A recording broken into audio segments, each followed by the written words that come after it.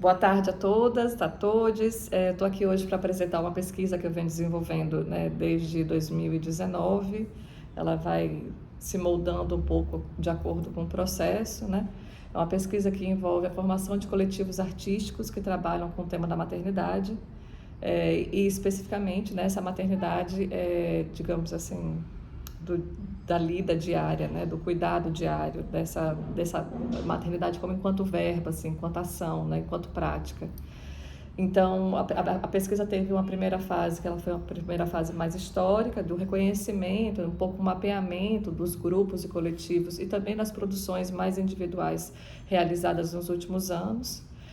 Inicialmente eu foquei a partir dos anos 2000, né? Mas eu identifiquei alguns grupos assim mais isolados, alguns coletivos mais isolados já na década de 60, 70, obviamente ligados ao feminismo, mas também resistindo ao feminismo dominante, porque naquele momento era um feminismo que ainda não reconhecia esse campo da maternidade como um campo possível, né? Da luta feminista.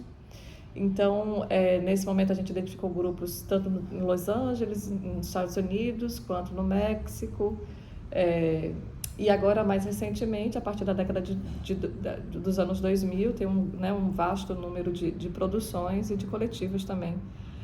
Tanto aqui no Brasil, né? No Brasil tem algumas são mais pontuais, mas a gente tem nesse norte global uma série de eventos acadêmicos, eventos artísticos, né? Que estão relacionados a essa temática.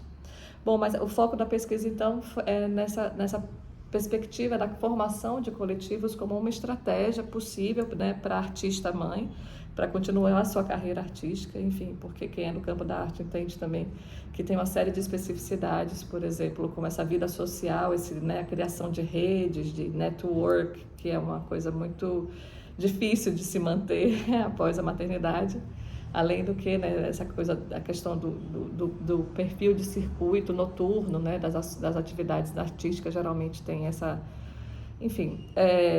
E aí eu venho investigando, então, esse coletivo que eu faço parte, é um coletivo baseado em Berlim, na Alemanha, mas é formado por 7 mulheres de diferentes nacionalidades, a maioria delas, né, europeias, eu sou a única do Brasil.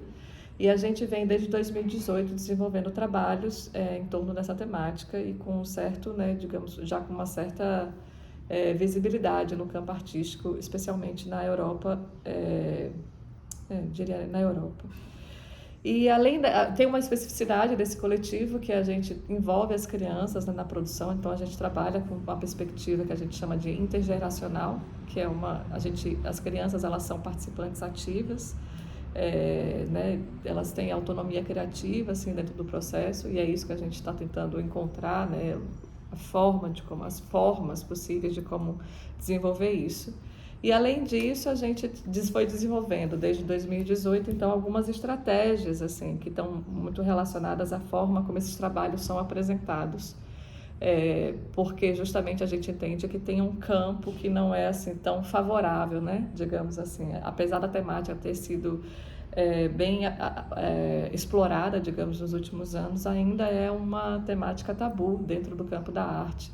Você se dizer artista mãe, né? Porque, enfim, eu não vou entrar nesse meandro, vou direto ao foco aqui. Então, a gente desenvolveu... Esse aqui é um livro que a gente lançou em 2021, no meio da pandemia, que é o Reassembling Motherhoods. É como se fosse, a tradução seria, né, remontando as maternidades, né? São práticas radicais de cuidado e coletividade, como uma prática feminista. Então, aqui a gente tem algumas dessas, né, alguns resultados do que eu estou falando hoje, né, porque a gente trabalha com a apresentação das ferramentas e das estratégias que a gente vem utilizando. Uma delas que eu queria focar aqui, eu acho que talvez é a principal que a gente utiliza. Esse é o Maternal Fantasies, é uma das nossas imagens emblemáticas, assim.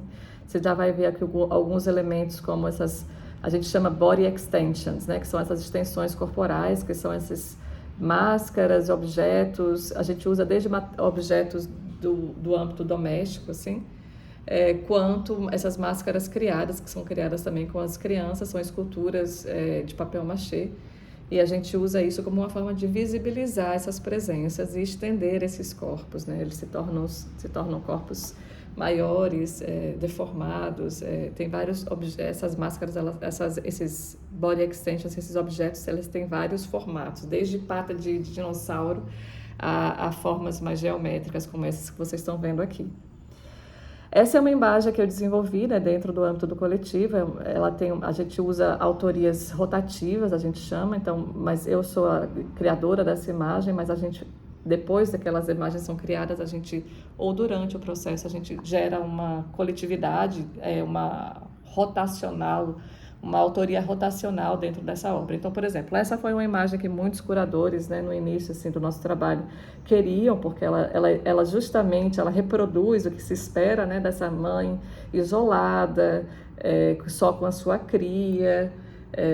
Ela traz esse lugar, né, da complacente, assim, né, que é uma imagem que a gente perpetua, né, desse lugar da maternidade. E a gente decidiu que a gente não queria reproduzir de novo, né, esse lugar. Então, enquanto coletivo, apesar de, por exemplo, curadores terem colocado essa imagem, inclusive, como anúncios de exposições, né, quando eles selecionam nossas obras, a gente sempre traz uma estratégia que tudo bem, você pode fazer essa imagem, trazer essa imagem como essa chamada, mas o que a gente vai apresentar é outra coisa na exposição. Então a gente usa isso também como uma forma radical da gente dizer, nós não queremos essa representação da mãe única, isolada, né, com seu filho, num ambiente fechado, claustrofóbico, né?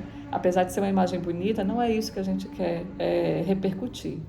Então, uma das estratégias que a gente tem utilizado, essa é uma imagem que a gente chama wreckage, como você pode ver, são escombros, né?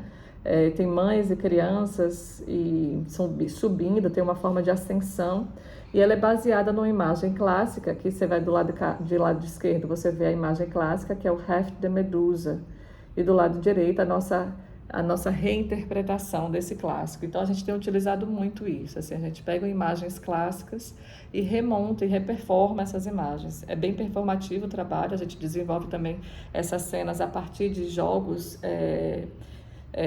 infantis, às vezes, por exemplo, como congela, né?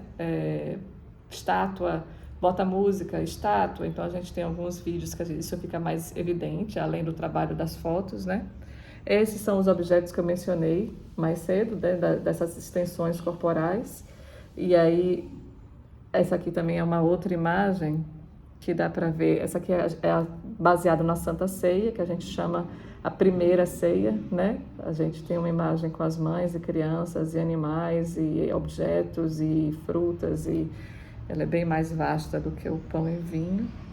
Aqui nessa outra imagem a gente consegue ver um outro elemento, que é esse elemento da máscara. Vou mostrar aqui numa segunda imagem, que é esse elemento da máscara, né? Aqui não sei se vocês conseguem identificar, que é uma criança, ela escolheu a máscara dela, que a gente chama de máscaras ancestrais. Ela escolheu a máscara dela da princesa, uma princesa daquele filme História Sem Fim, e do lado de lá a Clarice Lispector. Então a gente utiliza também esse elemento de demonstrações, de manifestações, né, onde muitas máscaras são utilizadas nessa perspectiva de convocar essas pessoas, né, essas ancestralidades que vieram antes da gente. Então não é uma ancestralidade de sangue, mas é uma ancestralidade de referência dentro do campo do feminismo.